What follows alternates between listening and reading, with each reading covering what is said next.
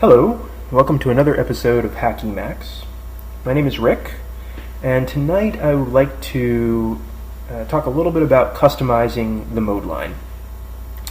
So, I've gotten a request, actually a while back, to talk about the mode line, and I've also got a couple of requests to do some live coding. So this is going to be an experiment in live coding in eLisp this time. It's hard to pick a good language that suits everyone, but since we're all using Emacs, eLisp is a natural choice. It's also something that I want to do. I've been meaning to do, and I figured I'd do it while I was recording. So let's get started. The first is a very brief introduction. The mode line is this bar down here, and it presents all kinds of information to an Emacs user. So all kinds of information about the buffer over here, and this is the file, the current buffer name, and how much of the buffer is visible, like how far into the file you are, your line number and column number, your current major mode and minor modes, the time, your system load over the past minute, battery status in my case. So this is all customizable, and there's a lot of easy ways to customize it, like saying column number mode, MetaX column number mode, which will enable and disable displaying columns and things like that. In my case, I wrote a set of functions. I've talked about this before, this little file called screencast.l, and it really has, from our perspective, two important functions in it. One is called screencast start, and the other is called screencast stop. And screencast start calls out to FFmpeg and tells it to record the current dimensions and location on the screen of my Emacs session, so I can do these videos. Problem I have is that every time I start the video, especially when I was troubleshooting this the first time, I didn't know if I was actually recording or not. And I didn't want to start every video by going over to the screencast buffer and making sure that little frame and bitrate messages were coming out. People would wonder what I was doing. So, and I never got around to fixing it. So what I want to do is actually add an indicator to the mode line when I start the screencast. It basically says recording. So the goal is to place some text on the right hand side of the mode line after like the battery status. It says recording, and then when I stop the screencast, that goes away. There's a bunch of cool ideas I could do with this, like having a timer there that tells me how long the video's been going and things like that. It's a little more advanced, and I don't want to try to fit it into this video. There's always more to record. So I don't know exactly how to do this. I've done a little bit of research, but not a whole lot. So the first place I go, if you're an Emacs user, you read the Emacs info page.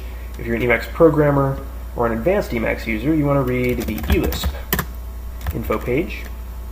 And I think they have a section here. Let's search for mode line. A thing called the mode line format. So I can actually kind of lecture this a little bit here, and then after about 60 seconds I'm going to run out of information. So I looked at this, and I know that there's this variable called mode line format. And one of the problems we're going to face is that it's buffer local, meaning that when you change it, it's only changed relative to your current buffer. So if you switch buffers, then the mode line is back to the way it was for that buffer. So I wanted to say recording no matter what buffer I go to, because I switch buffers a lot during my videos. The other thing I noticed was that Emacs doesn't continually update the mode line. You have to call this function called force mode line update to get it to update. So that's basically the intro, and so this is the variable called mode line format. So I like interactive programming, so I'm going to look at the variable. Okay, that's kind of big. Alright, so I don't know what the eval, okay, what is that? Let's go mode line variables. Actually, this could be useful. It doesn't tell us about the eval thing. Let's see, like, okay, mode name, right? So that's this over here. Like, we're in info mode right now, so that's mode name. So let's go back to the here, and let's search for mode name. It's not showing up. Okay, that sucks. Mode line process. All right, so not a really good lead here. Let's look through this again. Eval, let's not worry about that. Let's skip forward. Okay, so these help echo statements, we know what those are because when you hover over, it says like mouse 1, display line, and column number. So that's what this is saying here. So these are like the help strings. Mode line position we know is this, right? That's the line and column number. Mode line modes. Okay, so mode line modes, let's take a look at that. I bet you that's where that mode name lives. Oh, sorry, mode line modes. All right, so that's another giant variable. Okay. I don't want to confuse you, everything's cool. Let's go back and look at mode line format again.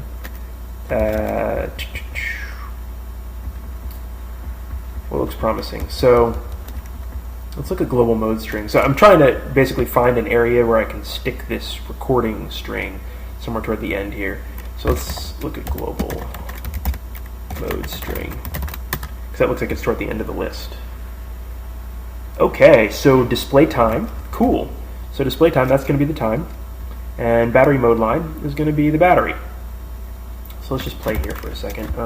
If we, let's try add to list. So add to list adds a string to the list.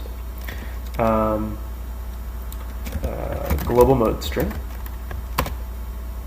And we'll add a string like HackEmacs. Cool.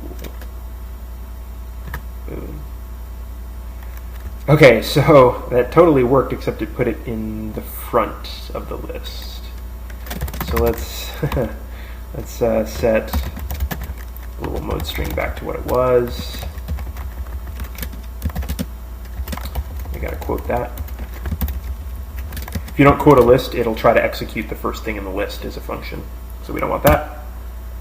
Okay, cool. So we reset it. Let's try the add to list again. I think you can append. I think that if you put like a 1 there, let's just check. Add to list. Yeah, okay. So you add to list the list variable, which in this case is the global mode string. So the list variable, then the element you want to add, which in this case is HackEmacs, and append is, let's see, what is append? Unless optional argument append is non-nil. So if it's non-nil, it's added to the end. Perfect. So let's try that. Excellent, jackpot. The question is global mode string, will it stay there? Yes, it still says HackEmacs. Awesome. So just to recap, the mode line format variable is buffer local. So if you change it in a buffer, it will only be changed for that buffer. But that variable, mode line format, contains a reference to another variable, which we found, called global mode string.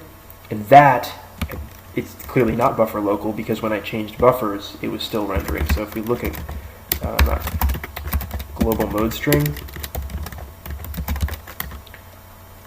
see, it would tell you here if it were buffer local. It's not. It's defined in CSource, there's its value, and it's not buffer local. Very cool. So that's where we're going to tack on our string. So let's set that back the way it was.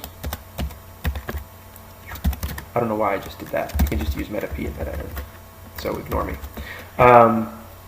Cool. So we cleaned up the mode line. All right, so what I can't do in this screencast is modify the screencast and then run it, because that would end the screencast. So let's test the theory. We're going to define, so defun stands for define function, DE, define function, FUN. And we'll pretend that we're writing, we'll pretend we're modifying screencast start here. And pretend we're modifying screencast stop. Kind of sucks because I'd like to actually modify it, but since I'm screencasting.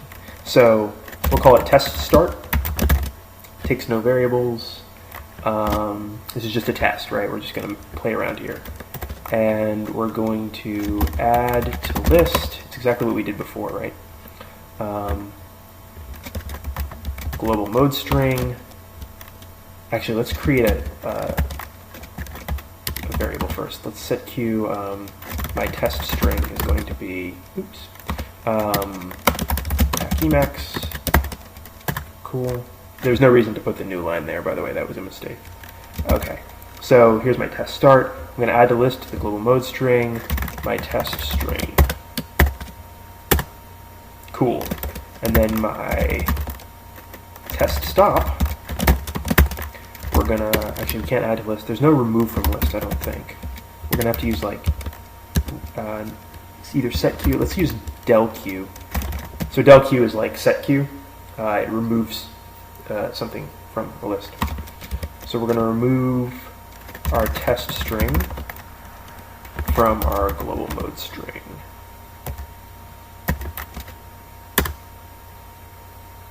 And I messed up. We got to redefine test start because it needs the 1. Okay, so let's run test start.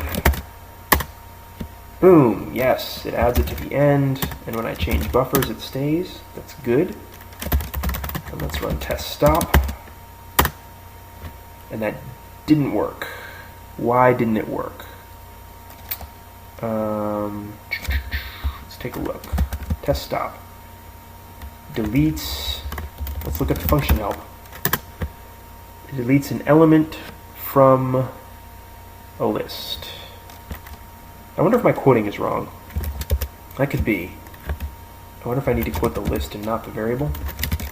Let's try that. Sorry, this is like totally trial and error while I'm recording. Type argument.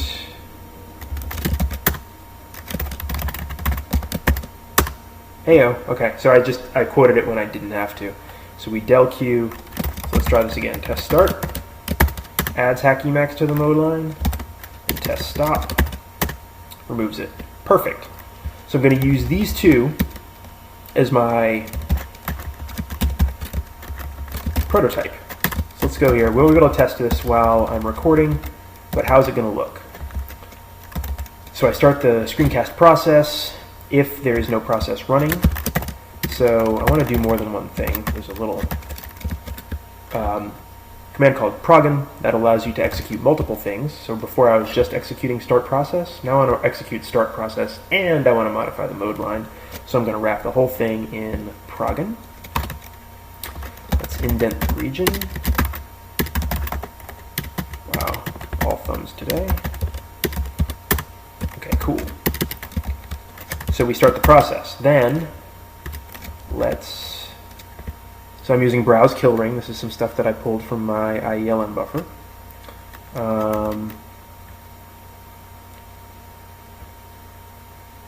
And actually, that's not the stuff I want. Let's go back. Here we go. I want add to list. That's what I want. So that's what I'll pull.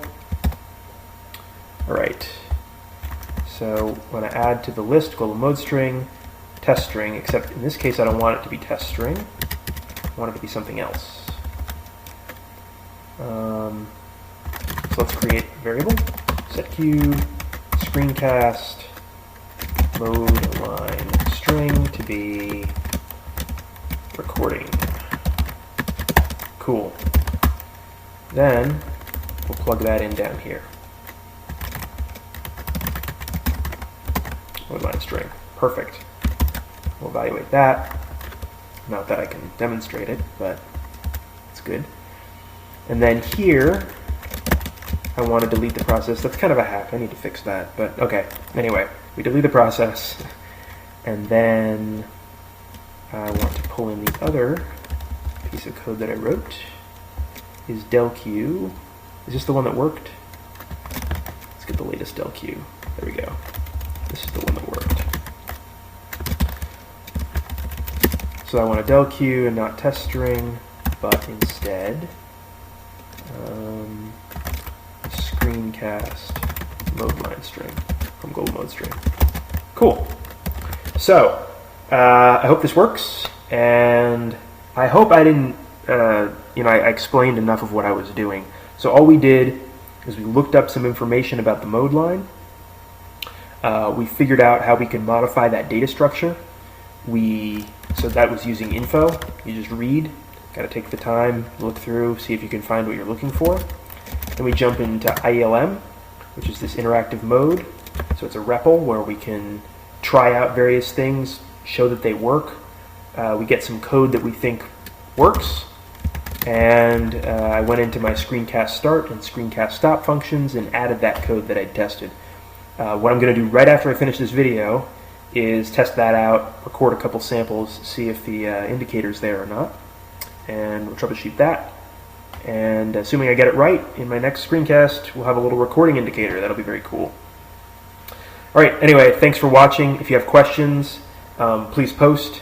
I hope this has been useful, and hope to see you next time.